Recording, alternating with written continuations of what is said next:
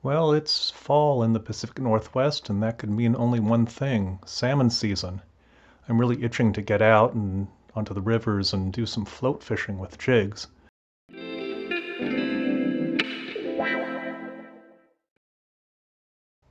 My supply of jigs is running low, so I think I'm going to tie a few up and get ready for a day on the river. Today I'm going to show you a classic Northwest pattern, the nightmare. I don't know the exact origins of this pattern, but it's really a staple, particularly in steelhead fishing. It's a very simple jig. It has a white head, typically, and a red collar and a black tail. You can make it in pretty much any size. I'm going to be making them 1/8 ounce size today for float fishing. And the beauty is that it works under almost all conditions. And I think particularly it shines in heavily pressured waters. I think the key to this thing is that it's subtle in a way. I mean, the colors are pretty muted, and yet it still has really good contrast.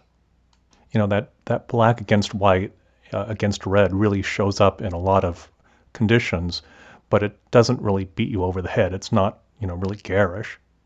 So what I like to do when I tie nightmares is to, keep the color scheme pretty muted. I try to avoid the really bright reds. I don't add a lot of flash or tinsel. I just keep it pretty basic. But that doesn't mean that you can't have fun with the pattern. So that's what we're going to do today, is I'll show you some variations. So here are the materials that I'm using in the ties today. I'm laying out the traditional materials on the left, and then I'll put the my version on the right.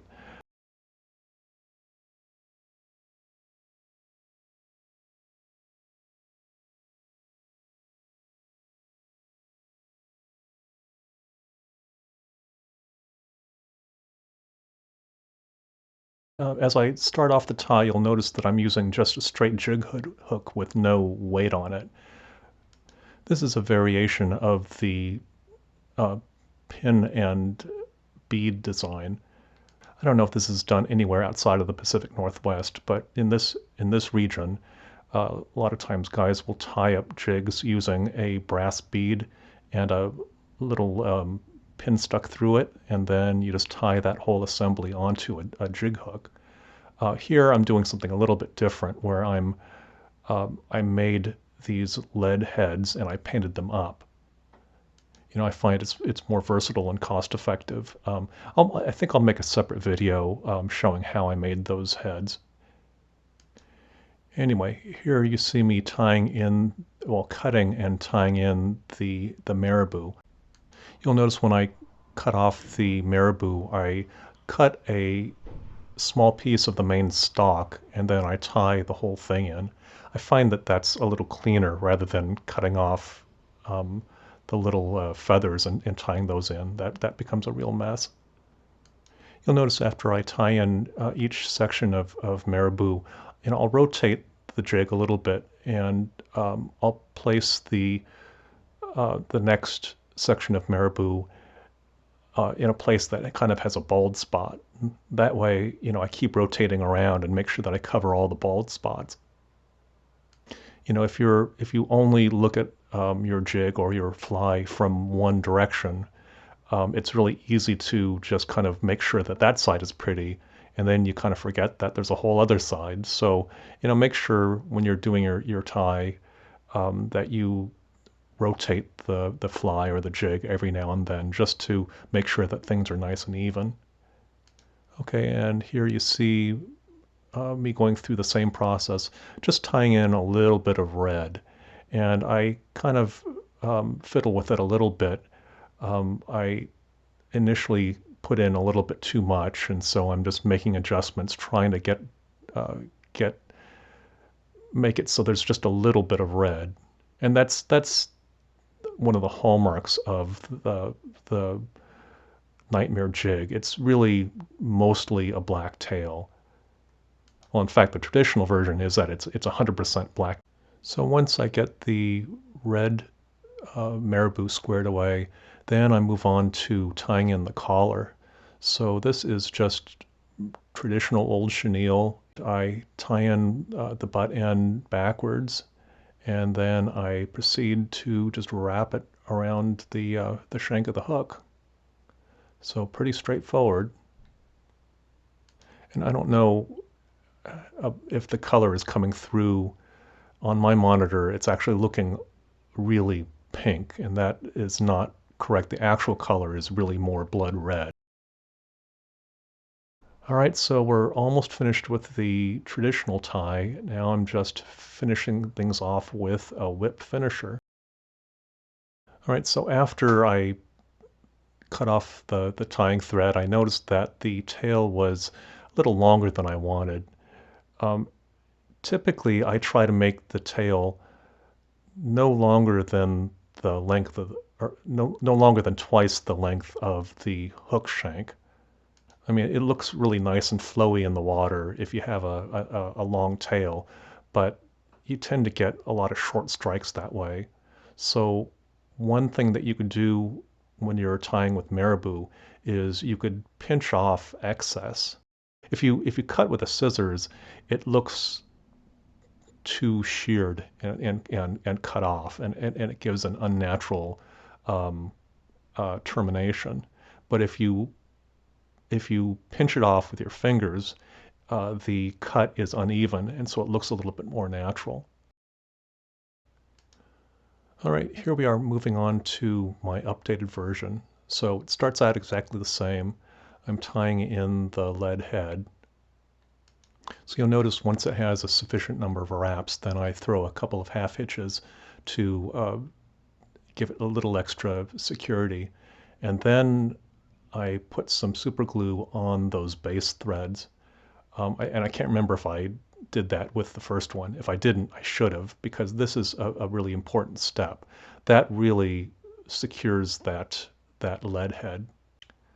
All right, so we're going on to tying in the materials on my version of the Nightmare. I'm starting with a zonker strip. This is the rabbit fur, and I've cut it to about twice the length of the hook shank. There's actually going to be two pieces. The bottom piece is the longer piece, and here what I'm calling the bottom is actually, you'll see it on the top because the jig is upside down. So it takes me a couple tries there trying to get it right along the top of the hook shank. And then I cut a second smaller piece. So this is going to go opposite the long piece, and this will just kind of cover up that bald spot that's on the bottom side of that long piece. So I'm going to wrap this almost a third of the way up or down the shank. Here you see me cutting a piece of black glowbug yarn to shape, or to length. And it's about, you'll see it in a second here. Yeah, it's a little bit wider than the width of the head. And there's some red yarn, and for some reason the color is off here. So it looks pink in the video, but actually it's a blood red. And then just for fun, I'm going to throw in a little bit of white yarn. All right, so here's where it gets fun. I'm pulling the yarn apart and I'm laying it out on the table, and I'm kind of making what looks like a barcode. I'm just laying out the different chunks in a line, and I'm trying to make this uneven so that the colors kind of alternate, so that line of yarn is, I don't know, about 2 inches long. And then to tie everything together, I'm going to put some of that semi-seal in.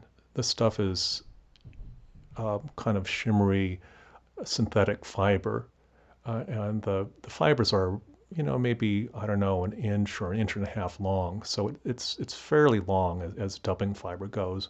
Okay, so here's my secret weapon. This clip that you see here is called a Marc Pettitjean Magic Tool. You can get this at some specialty fly tying places. This is a really neat device. It lets you it holds dubbing materials, and it lets you put the materials into a dubbing loop. Because if you didn't have this, you'd have to grab all of that stuff with your fingers, and there's nothing really holding it together. So it's really um, pretty difficult to stick that into a loop. So this makes the process a lot easier. All right, so now once the materials are all clipped in, I'm going to make what's called a dubbing loop. So that's basically where you get your tying thread and you loop it over on itself, and you use a little device called a dubbing whirl. It's important to secure that loop. So I'm throwing some loops around the big loop that I just formed, and then I throw some half hitches in to secure the thread.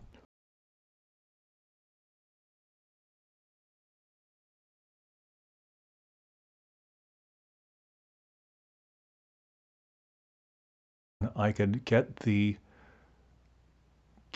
clip with the dubbing materials and very carefully stick it into the loop. I have to spread the threads apart, and then stick the materials in, and I'm having a little struggle there because the materials are longer than the clip itself, so I kind of had to fiddle with that a little bit, but it worked out in the end. I just have to make a few manual adjustments. I'm trying to make sure that the materials are centered between the threads, and once they're nicely centered, still centering, okay, now I am twisting it. So as I twist the materials, it locks the materials into place. So you'll notice as I twist, the ends tend to kind of catch on themselves, and it tends to want to make like a strand of yarn. You don't want it to mat down. You want the ends to stick out as much as possible. So I use the pointy end of my whip finisher and I just tease it out just so that the ends stay perpendicular to the thread. So you'll see that some of the materials pull out, and obviously you don't want to pull out too much material, but it's going to happen. So there's plenty of material in there, so I just live with it. All right, so I'm just making sure that things are nice and tidy and that the ends of the yarn stay all fluffed out. And then once it's kind of sufficiently wrapped up, then I wrap the whole dubbing brush, so this thing is called a dubbing brush, around the shank of the hook. And this is going to form a nice fluffy collar. Now you notice that the materials, because we put them in, we kind of staggered the colors. It's going to go on unevenly, and that's by design. I wanted the collar to be blotchy. So once I've wrapped all the materials in, then I remove the bobbin from the bobbin cradle, and I wrap it over the loop, and that secures things. So now I'm going to cut the end of the loop off, leaving the original tying thread. So right now it pretty much looks like a mess, but don't worry, it's gonna get better. We need to groom it a little bit first. So here I am whip finishing it. All right, and just to finish everything off, I give it a final dab of super glue, and I cut off the thread, and we are almost done. So here I am just giving it the final grooming, teasing out those ends. And you'd be amazed as you do this teasing how it really comes to life. So you can see that, you know, there's little blotches of color here and there, and it's, you know, deliberately not even, which is what I wanted. All right, so let's take a look. Here is the original, the traditional nightmare tie, and I'll rotate it around so it's right side up, the way it would be in the water. So like I said, this is going to slim down quite a bit when you dunk it in the water. It's going to basically look like a pencil. That poofy tail is going to get real thin. And here's the beauty shot of my version. So I tried to keep the proportions of color pretty much similar across the two versions. So you'll notice that in my version, the profile of the bait is bigger. You know, it's poofier basically, and it's actually going to more or less stay that way. So that's the biggest functional difference between my version versus the traditional one. You know, mine will have a little bit more of a visible poofy profile in the water compared to the traditional. Anyway, two very effective versions of a killer jig, the Nightmare. Go ahead and hope you have a chance to try them out. All right, well, happy fishing, and we'll see you in the next one.